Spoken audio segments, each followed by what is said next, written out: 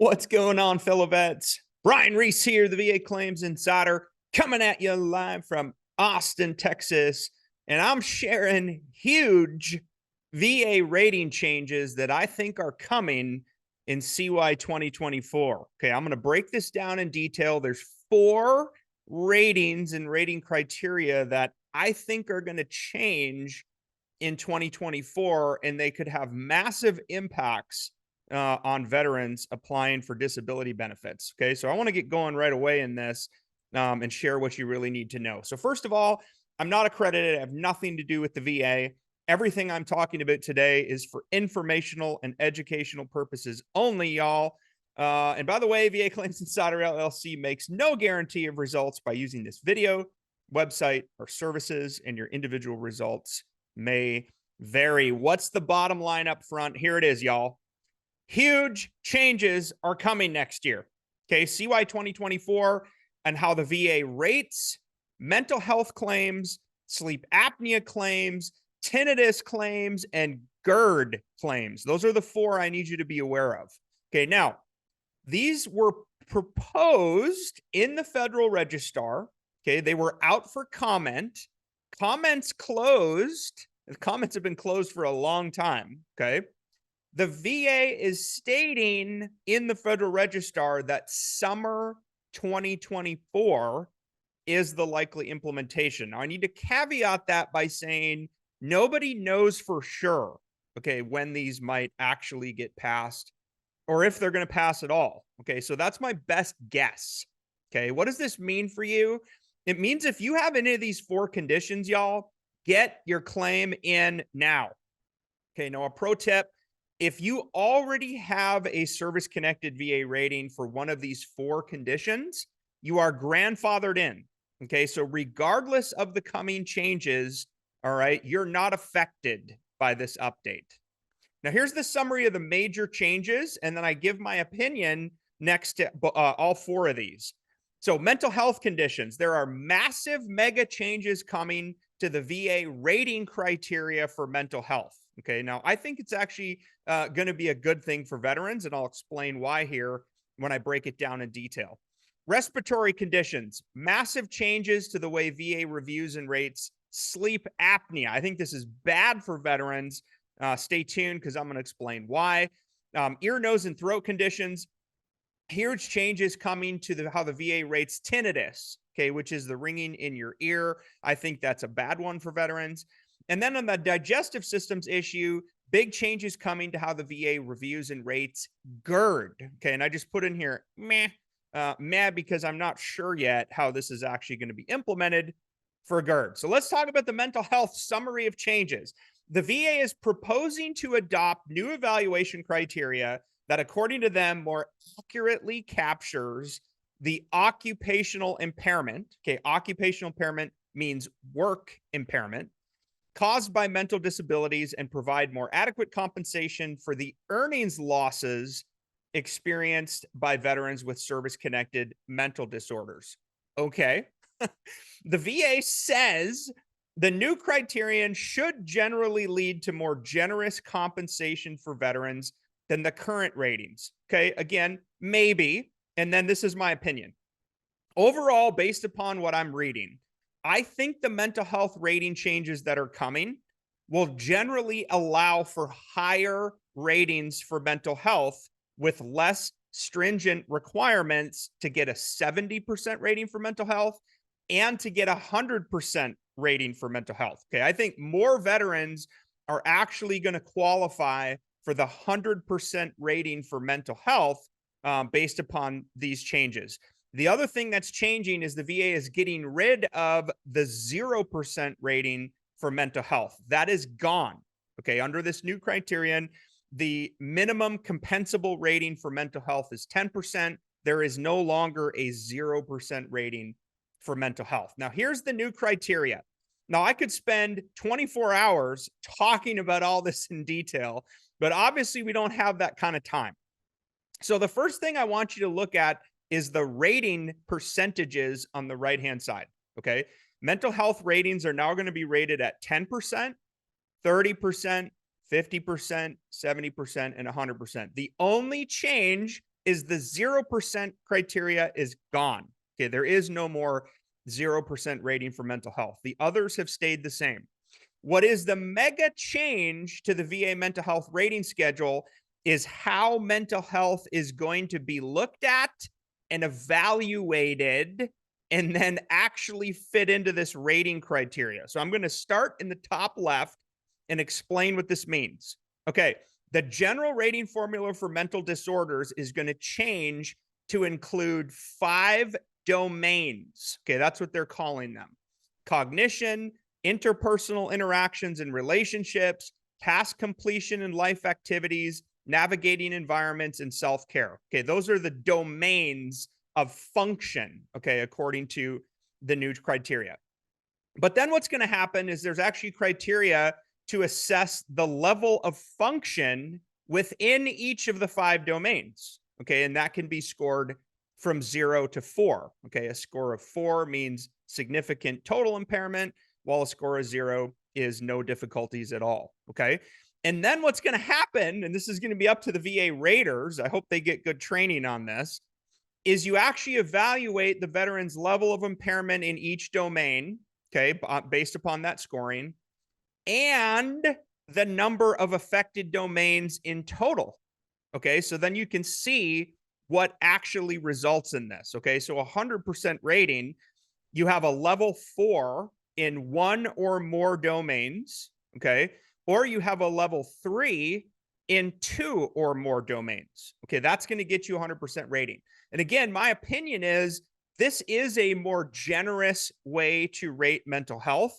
They're clearly trying to tie more objective, quantitative criteria to a system that in the past was really more just qualitative, right? There was not a scoring system, and it was pretty not objective, right? It was really on the C&P examiner or the VA rater to try to decipher the veteran's approximate symptoms and how those symptoms limit or affect occupational and social impairment. So my opinion, this is a more objective way to evaluate mental health.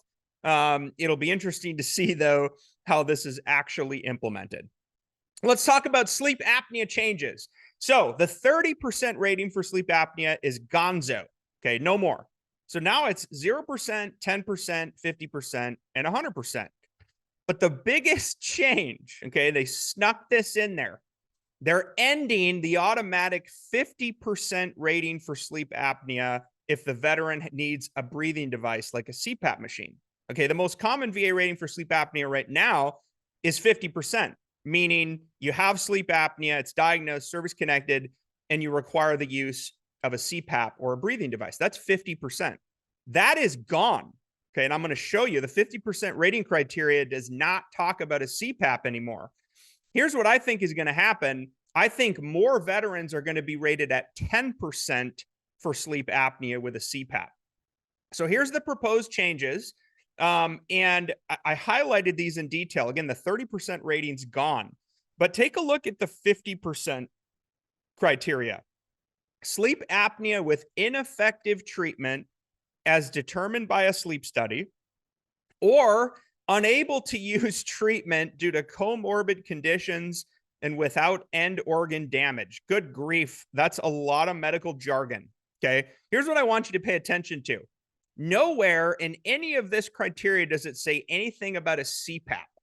Okay. What they've done now is they've used this thing called ineffective treatment or incomplete relief with treatment. So take a look at the 10% rating. Sleep apnea with incomplete relief as determined by a sleep study with treatment. Okay, translation. You have sleep apnea. You're using a CPAP to treat you. It's not perfect, but maybe it's helping a little bit. Okay, that's now 10% versus in the past, it was 50%. Okay, let's talk about tinnitus, the ringing in your ears. In my opinion, this is bad news for vets because right now, tinnitus recurrent has a separate diagnostic code under the general schedule for disabilities, y'all. CFR 38 Part 4 of the schedule for rating disabilities. Tinnitus is rated at 10%, okay, by itself. Well, here's the change that's massive for veterans. Okay, the VA is trying to tie tinnitus now and only rate it if it's part of an underlying pathology. That's medical jargon with hearing loss. Okay, now what does this mean? Here's what this means. Okay, now look closely at this update if it passes to how tinnitus is rated. If hearing loss is evaluated at 0% and tinnitus is diagnosed as associated with underlying hearing loss. Okay, what the heck is going on here? Here's what's going on, fellow vets. They are no longer looking at tinnitus as a separate rateable condition on its own. Okay. According to the medical research and literature that's in the proposed changes, okay, it's common medically that tinnitus is associated with a different underlying condition, not that it's its own condition on its own. Hence the changes. Okay, this is massive, in my opinion, on the change. All right, let's talk about GERD. So the VA, right now, GERD is rated analogous to hiatal hernia. Okay, what that means is GERD doesn't have its own separate diagnostic code. So instead, the approximate symptoms of GERD are rated under hiatal hernia. But the proposed here is to create a new diagnostic code, which would be 7206. So that's a separate DC diagnostic code for GERD. But what's super interesting is it actually says, well, yeah, even though we created this diagnostic code for GERD, you need to rate it under esophagus stricture under DC 7203. What the crap does that mean?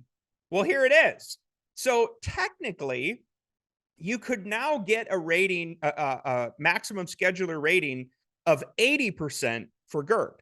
Okay, right now, the maximum scheduler rating is 60% because it's tied to hiatal hernia. So technically, you could get a higher rating. The problem with this, and this is littered throughout the comments on this, is that, you know, they're tying GERD to stricture of the esophagus. Well, what does that mean? Well, think about like the closing of your esophagus. So maybe it's harder to chew, it's harder to swallow. But the part that I find interesting is, in my opinion, I'm not a doctor, okay, but in my opinion, that's not all encompassing of what GERD is. You know, GERD can be severe acid reflux. You could have, you know, the severe acid that comes up your throat to include vomiting.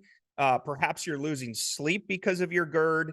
And the issue that I see with this is this stuff is not clear to me on what all those symptoms mean. Okay, so that's why I'm kind of meh on this new rating criteria for GERD. Okay, now if you need help, you know where to find us. Okay, this is what we do, y'all. We've dedicated our lives to helping fellow veterans. Okay, if you're stuck, if you're frustrated, if you're underrated, if you believe you are due a higher VA rating, which means more tax-free compensation and benefits for you, join us right now. Okay, we operate a contingency fee model. Okay, so if we don't win, you don't pay. And you can get started right here, right now at vaclaimsinsider.com. I can't wait to chat with you.